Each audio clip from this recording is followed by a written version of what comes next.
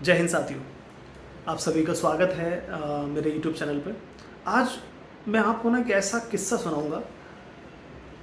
इतिहास में बहुत कम लिखा हुआ है, बहुत कम है इतिहास में, लेकिन जितना भी लिखा हुआ है वो ताकतवर इतिहास है, बहुत ताकतवर इतिहास है। और मुझे लगता है ये सबको जानना भी चाहिए और पता होना भी चाहिए कि आखिरकार इतिहास में ऐसा क्या हुआ है जो अंतिम चरण था वहाँ तक वो नहीं पहुँचा।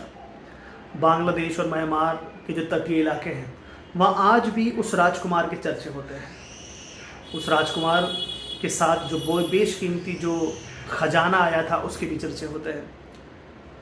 कैसे एक राजकुमार ने जब एक राजा से एक शरण मांगी, कैसे उस राजा ने राजकुमार का जो खजाना था, ठीक है, उसको देखा तो उसकी आंखों में लालच उतर आया। कैसे उस राजा ने उस राजकुमार के परिवार को उसकी आंखों के सामने मारा, उसको नज़रबंद किया गया और अंतमोसी मौत के घाट उतार दिया गया। जी हाँ, मैं बात कर रहा हूँ एक मुग़ल साम्राज्य के ऐसे राजकुमार के जिसका इतिहास बहुत ही, ठीक है, रोचक है, डराने वाला है। जी हाँ, मैं बात कर रहा हूँ मुग़ल राजकुमार शाह शुजा की। कहानी शुरू होती है यहाँ से, शाहजहाँ और मुमताज़ महल। शाहजहाँ, जिसके दौरे हुकूमत को कहा जाता है गोल्डन पीरियड, मुग़ल साम्राज्य का गोल्डन पीरियड शाहजहाँ के कार्यकाल को कहा जाता है। शाहजहाँ ने ताजमहल बनवाया मुमताज़ महल की याद में, जैसा कि हम सभी जानते हैं। शाहजहाँ के 4 लड़के थे। इन 4 लड़कों में सबसे बड़ा था दारा शिकोह, फिर शाह शुजा, फिर औरंगज़ेब और फिर मुराद बख्श। ये 4 थे। जब समय के साथ ये चारों लड़के बड़े हुए तो सबको जिम्मेदारी दी गई। जैसे दिल्ली और आगरा दारा शिकोह को दिया गया, दक्कन औरंगज़ेब को दिया गया मुराद बख्श के साथ, और बंगाल का जो हिस्सा था वो शाह शुजा को दिया गया। अब शाह शुजा जो बंगाल का गवर्नर नियुक्त हुआ, जिसमें बिहार और उड़ीसा की दीवानी भी शामिल थी, राजधानी ढाका थी, बड़ी लग्जरी लाइफ वो एंजॉय कर रहा था, क्योंकि बंगाल एक रीजन था in term of gold, silver और बहुत सारी चीज़ों में। और वहाँ रह के शाह शुजा ने जो यूरोपियन कंट्रीज़ थी, खासकर पुर्तगीज़ और डच, उनके साथ जो अपने रिश्ते थे, व्यापारिक रिश्ते थे, वो भी बहुत मजबूत किए। तो मुग़ल साम्राज्य में बंगाल रीजन का जो एक महत्व है, जो इम्पोर्टेंस है, बहुत ही ज़्यादा है। अब शाह शुजा, ठीक है, 1639 तक, शाहजहाँ ने 1639 में गवर्नर नियुक्त किया था बंगाल, बिहार, उड़ीसा का शाह शुजा को। यहाँ तक बात समाप्त आती है, मतलब सब कुछ ठीक ठाक चल रहा है। ये चारों भाई हैं, चारों दिशाओं में ये गवर्नर बने हुए हैं। अब यहाँ आप देखेंगे कि कहानी में ट्विस्ट आता है। कहानी में ट्विस्ट क्या है कि 1657 तक आते आते शाहजहाँ अचानक इतना भयंकर रूप से बीमार पड़े कि चारों भाइयों की आंखों में बस जो मुग़ल साम्राज्य की जो गद्दी थी वो दिखने लगी। चूँकि दारा शिकोह बड़े थे और शाह शुजा उनसे छोटे, और उनसे छोटे औरंगज़ेब, फिर उनसे छोटे मुराद बख्श। अब इन चारों भाइयों की निगाहें जो हैं वो दिल्ली पर थी, दिल्ली की गद्दी पर थी। बस फिर क्या था, अब तैयारी थी गद्दी हासिल करने की। अब इसमें क्या होता है कि शाह शुजा, सबसे पहले शाह शुजा बंगाल से विशाल सेना लेकर दारा शिकोह से लड़ने पहुंच जाता है। बहादुरपुर की जंग होती है, जिसमें दारा शिकोह लगभग हार चुका होता है, और शाह शुजा लगभग जीत चुका होता है, लेकिन वो टेक ओवर नहीं कर पाता। एक जीतने के बाद भी वो वापस बंगाल चला जाता है। अब नीचे दक्कन में औरंगज़ेब भी तैयार था, क्योंकि इन चारों में सबसे ज़्यादा जो एबल था वो औरंगज़ेब था। औरंगज़ेब भी अपनी विशाल सेना लेकर दिल्ली और आगरा की तरफ रवाना हो जाता है और आसानी से दारा शिकोह को हरा देता है और अपने आप को सम्राट घोषित कर देता है। अब यह 2 चीज़ें हैं। फरवरी 1658 में शाह शुजा ने दारा शिकोह को हराया और बंगाल में अपने आप को मुग़ल बादशाह का सम्राट घोषित कर दिया। गेटिंग माय पॉइंट, सम्राट घोषित कर दिया है। अब मई 1658 में औरंगज़ेब ने दारा शिकोह को हराया है और अगला मुग़ल बादशाह अपने आप को डिक्लेयर कर दिया है। मुराद बख्श साथ में है, वो लड़ना नहीं चाहता, वो सपोर्टर है औरंगज़ेब का। अब असली जो फाइट होनी बाकी है, क्योंकि अब 2 बादशाह डिक्लेयर हो चुके हैं, अपने आप को घोषित कर चुके हैं, एक है औरंगज़ेब और दूसरा है शाह शुजा। अब क्या होता है कि दिल्ली की गद्दी जो है अब वो औरंगज़ेब के हाथ में है। अब सीधा मसला ये है कि अब जो औरंगज़ेब को जो टक्कर मिलेगी वो बंगाल के जो गवर्नर हैं और जो अपना आप को सम्राट घोषित कर चुके हैं शाह शुजा, उनसे मिलने वाली है। अब क्या होता है कि औरंगज़ेब उन्हें विशाल सेना लेकर सीधा निकल पड़ता है शाह शुजा पर हमला करने के लिए। खजुआ का युद्ध है वो, उसे खजुआ के युद्ध के नाम से जाना जाता है, जहाँ पर शाह शुजा और औरंगज़ेब की सेना आपस में टकराती है। भयंकर रक्तपात होता है। औरंगज़ेब की सेना शाह शुजा की सेना को आसानी से हरा देती है और ये वक्त है जनवरी लगभग जनवरी 1659 का।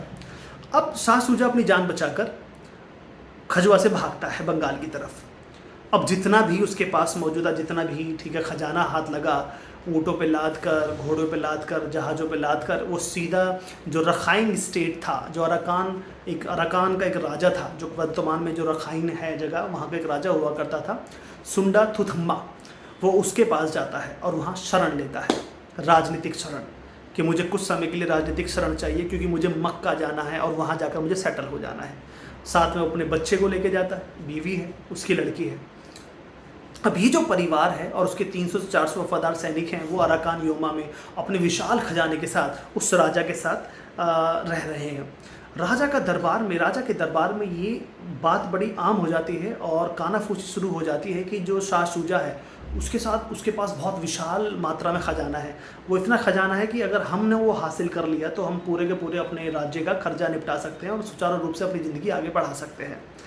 अब यहीं से कहानी शुरुआत होती है और राजा सुंडा तुथम्मा ठीक है धीरे धीरे शाह शुजा के खिलाफ होना शुरू हो जाता है और यहाँ जंग छिड़ जाती है। अब एक रात जब शाह शुजा अपने परिवार के साथ और अपने सैनिकों के साथ अपना जो एक विश्राम स्थल था वहाँ पर जब वो आराम कर रहे थे, रात के वक्त अराकान का जो राजा था सुंडा तुथम्मा, उसके सैनिक आते हैं और हमला कर देते हैं। ये सरप्राइज़ अटैक था, इतना सरप्राइज़ अटैक था कि हारी थकी और कमज़ोर मुग़ल सेना उनसे लड़ ना सकी और वो हार गई। बहुत से सैनिकों को कत्ल कर दिया गया या फिर गुलाम बना लिया गया और शाह शुजा का जो लड़का था उसे कत्ल कर दिया गया, उसका खून अराकान की धरती पर बहाया गया, उसकी बीवी को कत्ल किया गया, उसकी लड़की को पकड़कर हरम में डाल दिया गया और शाह शुजा को नज़रबंद करके जेल में डाल दिया गया या मार दिया गया। इतना सब कुछ हो गया और ख़जाने को हासिल कर लिया गया। ये चीज़ देखने में आती है कि कैसे एक मुग़ल साम्राज्य का राजकुमार जो अपने आप को सम्राट घोषित कर देता है, कितनी दर्दनाक मौत के साथ वो मरता है। जो इतिहासकार अराकान के जो इतिहासकार हैं वो बताते हैं कि ये करीब जो डेथ होती है शाह शुजा की वो 1666 में होती है। कुछ इतिहासकार 1661 भी बताते हैं। अब जब ये खबर औरंगज़ेब को मिलती है या औरंगज़ेब तक पहुंचती है, वो दरबार में बैठा हुआ है, दरबार में एकदम सन्नाटा छा जाता है जब बताया जाता है कि मुगलिया खून अराकान की धरती पर बहाया गया है और जो शाह शुजा की लड़की है उसके साथ बेअदबी की गई है। शाह शुजा की पत्नी को मार दिया गया है, लड़के को मार दिया गया, शाह शुजा को भी मार दिया गया है। अब जब ये खबर औरंगज़ेब ने सुनी तो उसकी आंखों में खून उतर आया, उसके चेहरे पर गुस्सा था, तेज़ था उसके चेहरे पर, बदला लेने की भावना उसके चेहरे पर साफ दिखाई दे रही थी। उसने बंगाल का जो गवर्नर नया नियुक्त गवर्नर था शाइस्ता खान, उसको आदेश दिया कि फ़ौरन जाइए और अराकान की धरती को लाल कर दीजिए। फिर क्या था, मुगलिया सेना तैयार हुई और पहुंची अराकान की धरती पर। एक एक चीज़ का बदला लिया गया, राजा को ख़त्म कर दिया गया, उसके परिवार को ख़त्म कर दिया गया, पूरे राज्य को ख़त्म कर दिया गया, ठीक है। और फिर भागते हुए राजा जो अराकान का जो राजा था उसने कहा कि मैंने खजाना देखा था लेकिन मैंने मौत पहली बार देखी है, ठीक है। तो ये था एक किस्सा कि कैसे किस्से आगे बढ़े और कैसे एक मुगलिया सल्तनत का जो मुगलिया हुकूमत या मुगल साम्राज्य का जो एक राजकुमार था जो बादशाह बनते बनते रहा, उसकी मौत कितनी दर्दनाक थी, कितनी दर्दनाक मौत थी। कुछ इतिहासकार बताते हैं कि औरंगज़ेब को थोड़ी बहुत खुशी हुई कि मेरा कोई भी अब आने वाला कोई बड़ा भाई गद्दी का दावेदार नहीं है जो इस बात की तस्दीक करेगा कि मुझे उससे आगे जंग करनी है। तो ये चीज़ उसको मतलब आराम देने वाली थी, लेकिन दूसरी तरफ उसके साथ ये भी टेंशन में था कि मुग़ल खून बहा है और उसकी जो भतीजी थी, उसकी जो भाभी थी, उसके साथ बेअदबी हुई है, उसका बदला लिया जाएगा। उसने बदला लिया।